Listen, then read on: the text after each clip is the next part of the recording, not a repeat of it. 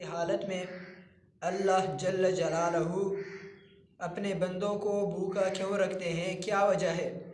حالانکہ ایسا نہیں ہونا چاہیے، کیونکہ اللہ تعالیٰ کو اپنے بندوں کے ساتھ محبت ہے، اور آپ کو یہ بات معلوم ہے کہ جس آدمی کو بھی جس کے ساتھ محبت ہو وہ اسے بھوکا نہیں رکھتا، اس کو تکالیف اور مشکلات نہیں پہنچانے دیتا۔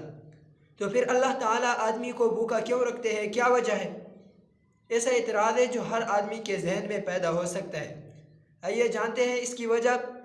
سب سے پہلے ایک مثال سے سمجھ لیجئے کہ آپ نے کبھی اپنے دوست سے کہا ہوگا، یا آپ نے کسی دوسرے آدمی کو یہ کہتے ہوئے سنا ہوگا کہ آج تم سے مل کر اتنی خوشی ہوئی ہے اور اتنا سکون ملا ہے کہ ہماری بھوک ہی ختم ہوئی ہے، یا کھانا کھانا ہی ہم بھول گئے۔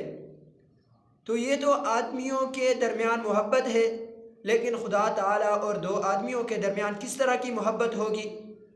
تو اللہ تعالیٰ نے سال کے 12 مہینوں میں ایک ایسا مہینہ مقرر کیا ہے کہ جس میں اللہ تعالیٰ اپنے بندوں اور اپنے درمیان محبت معلوم کر سکے کہ اللہ کے درمیان اور اس کے بندوں کے درمیان کہ بندے اللہ کے ساتھ کتنے محبت کرتے ہیں، کہ صبح سے لے کر افطاری تک اللہ تعالیٰ اپنے بندوں کو آزمائش کے لیے بھوکا رکھتے ہیں تاکہ وہ کیا کرتے ہیں، بس